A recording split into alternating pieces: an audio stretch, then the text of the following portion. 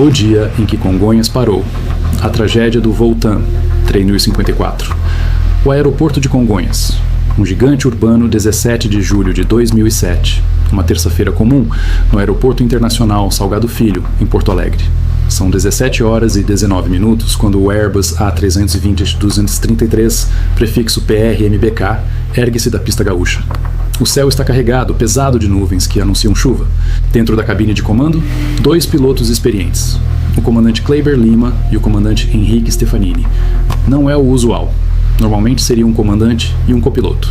Mas a TAM está com falta de tripulantes. 2 comandantes, então. Uma decisão administrativa que logo se revelaria fatídica. 181 passageiros acomodam-se nas poltronas. Famílias voltando para casa. Executivos encerrando viagens de negócios. Uma mãe com seu filho de 13 anos, voltando de um compromisso médico. Conversas baixas, celulares sendo desligados, cintos sendo apertados. Rotina. Apenas mais um voo doméstico entre centenas que cruzam o Brasil todos os dias. O avião acelera, os motores rugem, as rodas deixam o chão. Porto Alegre fica para trás. O voo 3054 tem destino. São Paulo, aeroporto de Congonhas. Tempo estimado de viagem, 1h30. Mas Congonhas não é um aeroporto qualquer. Situado em plena zona sul da capital paulista, cercado por prédios, avenidas e milhões de habitantes, é considerado pelos pilotos como o porta-aviões. Apelido que reflete suas pistas curtas e seus desafios operacionais. Para pousar ali, é preciso precisão cirúrgica. E naquela noite, a precisão seria testada até seus limites mais extremos. Mas para compreender o que está prestes a acontecer, é preciso voltar no tempo. Quase um ano antes, em setembro de 2006, o Brasil havia testemunhado a queda do voo Gol 1907. 154 pessoas morreram quando um Boeing 737 colidiu com um jato Legacy sobre a floresta amazônica. O país ainda estava em choque. A confiança na aviação brasileira havia sido abalada. E o pior, os problemas estavam apenas começando. O chamado apagão aéreo tomava conta dos céus brasileiros. Greves de controladores de voo paralisavam aeroportos. Voos atrasavam horas, às vezes dias. Passageiros dormiam em terminais lotados. A Agência Nacional de Aviação Civil, a ANAC, criada em 2005 para modernizar a gestão, lutava para controlar o caos. Era um sistema à beira do colapso. E em meio a essa crise, decisões cruciais estavam sendo tomadas. Decisões que colocariam vidas em risco. Congonhas precisava de reformas urgentes. Sua pista principal estava desgastada. Pilotos reclamavam da pouca aderência em dias de chuva. Aviões escorregavam, aquaplanavam. Então, no início de 2007, a Infraero decidiu recapear o asfalto. O projeto incluía algo fundamental: groovings, pequenas ranhuras cortadas na pista para drenar a água da chuva e evitar o acúmulo de poças. Essas ranhuras são a diferença entre um pouso seguro e um desastre quando a pista está molhada. As obras terminaram em 29 de junho. Mas havia um problema. Os groovings não foram instalados. Segundo a Infraero, seriam necessários mais 30 dias para aplicá-los. 30 dias que a pista ficaria interditada. 30 dias que, em meio ao apagão aéreo, pareciam inaceitáveis. A pressão era imensa, de companhias aéreas, de passageiros, de políticos. Congonhas movimenta milhões de pessoas. Fechá-lo seria caótico. Então, numa decisão que seria questionada por anos, a pista foi liberada sem os groovings. Uma pista lisa, recém-asfaltada, sem sistema de drenagem adequado. Uma bomba relógio sob a chuva, mas há mais. No dia anterior ao voo 3054, 16 de julho, 4 pilotos que pousaram em Congonhas relataram algo preocupante. A pista estava escorregadia, muito escorregadia. Um deles, um piloto da própria TAM, conseguiu frear seu avião apenas alguns metros antes do final da pista. Alguns metros. O alerta estava dado, mas ninguém tomou providências. E há ainda outro detalhe técnico, aparentemente pequeno, mas crucial. O reversor do motor direito do Airbus PR-MBK estava inoperante. Havia sido desativado em manutenção anterior. O reversor é o sistema que inverte o fluxo dos motores após o pouso, ajudando o avião a frear. Com um dos reversores desativado, a aeronave precisaria de mais distância para parar. E os pilotos deveriam seguir um procedimento específico. Na cabine, enquanto o avião cruza entre as nuvens, tudo parece normal. As conversas são técnicas, profissionais, checam instrumentos, conferem dados. O destino está a minutos de distância, mas embaixo deles, em São Paulo, a chuva começa a cair. A noite cai rapidamente sobre São Paulo. Às 18 horas e 46 minutos, o PRMBK está a apenas 2 milhas náuticas da cabeceira da pista. A chuva tamborila contra o para-brisa e os limpadores trabalham incessantemente para manter a visibilidade.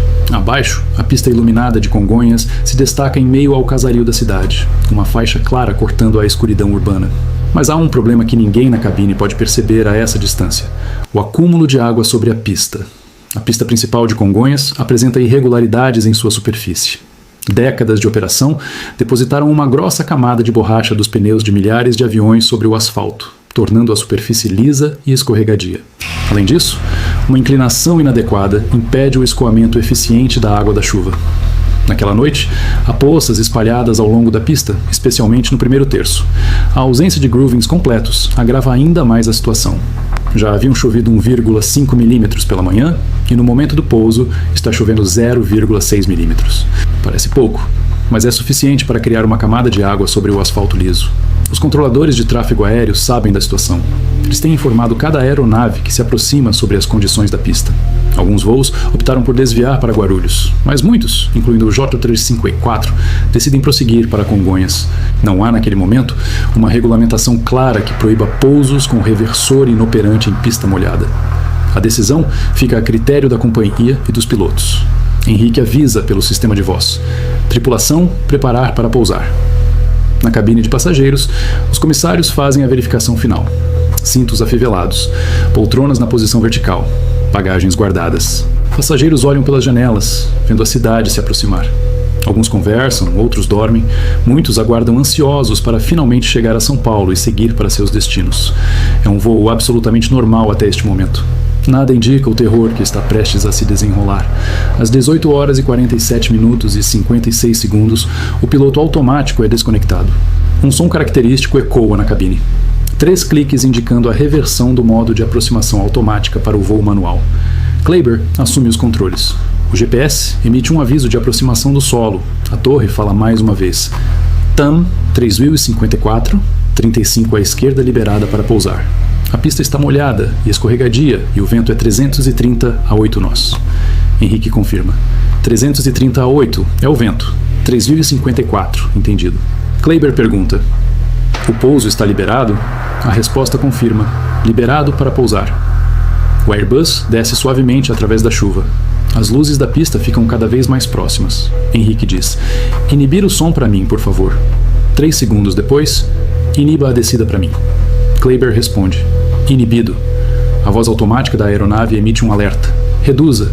É um aviso do sistema para que os pilotos reduzam a potência dos motores, colocando os manetes na posição IDL, sem potência, para o pouso.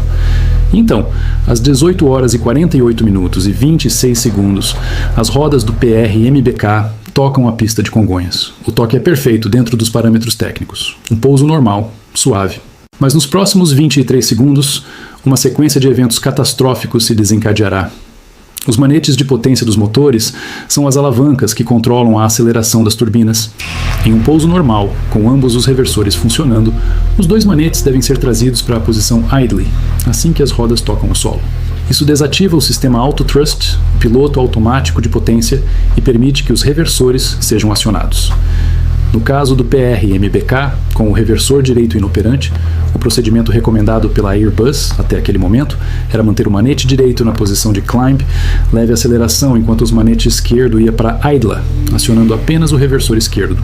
Mas há uma armadilha mortal nesse procedimento que a Airbus não havia comunicado adequadamente. O sistema auto-thrust do A320 é diferente de outros aviões. Em aeronaves Boeing, por exemplo, quando o auto-thrust está ativado e altera a potência dos motores, os manetes se movem fisicamente, dando um feedback visual ao piloto. No Airbus, os manetes não se movem. Eles permanecem na posição em que foram colocados, independentemente do que o computador está fazendo com a potência real dos motores. É um design que pode confundir até pilotos experientes. Quando Kleber traz o manete esquerdo para a idle após o toque, ele desativa o auto-thrust.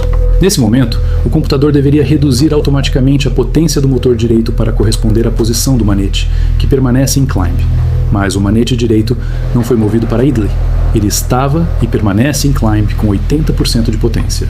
Com um motor freando e outro acelerando, o avião está condenado. 2 segundos após o toque, Kleber grita: Reverso número 1 apenas. Ele percebeu que apenas o reversor esquerdo foi acionado. O computador de bordo, detectando que o manete direito está em climb e o esquerdo em idle, interpreta essa situação como uma tentativa de arremetida a uma manobra em que o piloto desiste do pouso e decola novamente. Por isso, o sistema impede a abertura dos spoilers, aquelas superfícies sobre as asas que se erguem para ajudar na frenagem.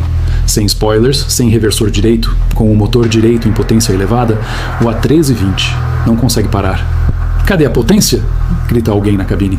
O avião acelera pela pista molhada. O erro fatal.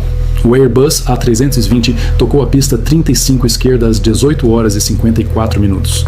As rodas do trem de pouso principal fizeram contato com o asfalto molhado. Uma nuvem de água vaporizada se formou ao redor dos pneus.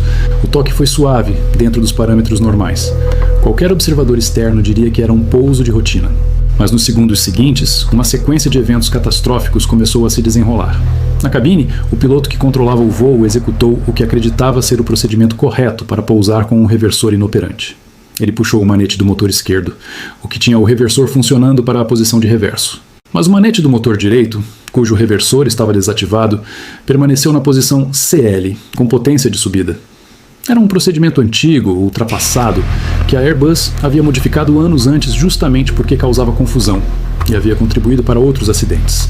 O computador de bordo do A320 interpretou essa configuração de manetes de forma literal. Um manete em reverso, outro em potência de subida. Para o sistema, isso não fazia sentido como um pouso. Os spoilers, essenciais para quebrar a sustentação das asas e aumentar o peso sobre as rodas para melhorar a frenagem, não foram acionados automaticamente. Os freios aerodinâmicos que deveriam abrir permaneceram fechados. E pior, o motor direito continuou gerando potência significativa, empurrando a aeronave para frente. Os primeiros segundos após o toque são críticos. É quando os sistemas de frenagem devem entrar em ação com máxima eficiência. Mas o Airbus não estava desacelerando como deveria. Os pilotos perceberam imediatamente que algo estava muito errado. A velocidade não caía na taxa esperada. A aeronave continuava percorrendo a pista rápido demais. Na gravação da caixa preta, ouve-se a tensão crescente. Um dos pilotos percebe que os spoilers não abriu. Essa constatação simples era um indício de uma situação crítica. Sem os spoilers, a aeronave mantinha a sustentação, reduzindo o peso efetivo sobre as rodas e comprometendo a eficiência dos freios. E com o motor ainda gerando potência, a desaceleração era insuficiente. O comandante tentou corrigir. Ele se esforçou para puxar o manete direito, tentando trazê-lo para a posição correta, mas sob estresse extremo. Com o avião já deslizando pela pista molhada, os segundos críticos se esvaíam. A pista de Congonhas, curta e sem ranhuras de drenagem, oferecia a aderência mínima. O asfalto liso, ainda sem os groovings que deveriam ter sido instalados, estava coberto por uma fina película de água. As condições eram ideais para a aquaplanagem. A aquaplanagem ocorre quando uma camada de água se interpõe entre o pneu e o solo, eliminando o atrito. É como dirigir sobre gelo. Os freios podem estar acionados com força máxima, mas se não há contato efetivo com o chão, a desaceleração é mínima. E era exatamente isso que acontecia com o voo 354. As rodas giravam sobre a água, os freios tentavam travar, mas a física trabalhava contra a aeronave. A pista de 1940 metros, que em condições normais seria suficiente para o A320, agora parecia curta demais. Cada segundo que passava, o avião percorria dezenas de metros sem desacelerar adequadamente. Os pilotos aplicaram freios máximos, tentaram manobras de correção, mas a combinação de fatores era mortal. Motor gerando potência, spoilers não acionados, pista molhada e escorregadia, falta de groovings. Os avisos sonoros começaram a ecoar na cabine. Alertas do computador de bordo indicando configurações anormais. O barulho das turbinas, ainda em rotação elevada. A voz tensa dos pilotos tentando entender e reverter a situação. E do lado de fora, através dos para-brisas cobertos de gotículas de chuva, as luzes vermelhas do fim da pista se aproximavam em velocidade assustadora. Congonhas é um aeroporto no qual os pilotos são instruídos a arremeter, a abortar o pouso, se não conseguirem tocar o solo nos primeiros 300 metros da pista. Essa regra existe justamente porque a margem de segurança é pequena, mas uma vez que a aeronave toca o solo e começa o processo de pouso, a decisão de arremeter torna-se extremamente arriscada. É necessário ganhar velocidade novamente, retrair o trem de pouso, reconfigurar os flaps, tudo enquanto se está em velocidade baixa e próximo ao solo. Não era uma opção viável. Os pilotos lutaram com os controles, aplicaram máxima força nos freios, tentaram direcionar a aeronave, mas a física é implacável. Um objeto de 73 toneladas em movimento precisa de espaço e atrito para parar. E ambos estavam em falta. O fim da pista se aproximava inexoravelmente. Os metros finais da faixa asfaltada desapareciam sob as rodas do Airbus. E então não havia mais pista. A aeronave ultrapassou os limites da cabeceira da pista a aproximadamente 90 nós, cerca de 170 km por hora. A essa velocidade, não havia mais nada que os pilotos pudessem fazer. O A320 estava agora em um terreno elevado no final da pista, e sua inércia o impulsionou para frente. As rodas deixaram o solo por breves instantes. A aeronave estava em uma trajetória balística, sem controle, transportando 187 almas em direção ao inevitável. Do lado de fora, testemunhas viram o avião surgir por cima do muro que delimita o aeroporto. Um enorme jato branco com as cores da TAM, claramente fora de controle, cruzando o ar na direção da avenida. Motoristas que trafegavam pela Washington Luiz naquele momento tiveram segundos para reagir. Alguns frearam bruscamente, outros aceleraram tentando escapar. O Airbus passou sobre a avenida, sua sombra gigante cobrindo os veículos embaixo. O impacto e a paralisação de Congonhas, o momento da tragédia. O Airbus A320 continuou percorrendo a pista sem conseguir ganhar atrito suficiente para desacelerar. No cockpit, o comandante aplicou força máxima nos comandos de frenagem, enquanto o sistema automático tentava compensar a assimetria de potência. Mas, com o motor direito ainda empurrando a aeronave, o avião começou a desviar para a lateral da pista. Percebendo que não teria espaço para parar, o comandante tentou desesperadamente corrigir o rumo. Do lado de fora, testemunhas assistiam ao Airbus avançar além do ponto de frenagem, aproximando-se perigosamente do fim da pista 35L. Em segundos, o avião ultrapassou o limite físico do aeroporto, cruzou a Avenida Washington Luiz e colidiu com o prédio da TAM Express, causando uma explosão imediata. O impacto foi tão forte que trabalhadores, passageiros e moradores próximos descreveram um estrondo que fez tremer janelas num raio de mais de 1 quilômetro. Chamas gigantescas subiram ao céu, iluminando a noite chuvosa e revelando a dimensão da tragédia. A aeronave se desintegrou ao tocar o solo, e o fogo consumiu parte do edifício e veículos que estavam estacionados. O aeroporto de Congonhas foi imediatamente fechado, e sirenes começaram a ecoar por toda a região sul de São Paulo. Ambulâncias, viaturas e caminhões do Corpo de Bombeiros correram para o local, mas o cenário era devastador. O calor intenso dificultava a aproximação, e o acesso era limitado pelo colapso da estrutura atingida. O Brasil inteiro acompanhou, em poucos minutos, a interrupção completa de uma das maiores malhas aéreas do país. Congonhas, que sempre pulsara como ponto vital da aviação brasileira, simplesmente parou. Controladores de voo suspenderam todas as operações e notificaram aeroportos vizinhos. Passageiros em salas de embarque assistiam perplexos às primeiras transmissões televisivas mostrando fumaça e chamas dominando a região. A notícia se espalhou rapidamente pelos noticiários, rádios e pela internet, mobilizando bombeiros, forças de segurança, equipes médicas e autoridades. O que antes era apenas mais um pouso de rotina transformou-se no maior acidente da história da aviação brasileira até então.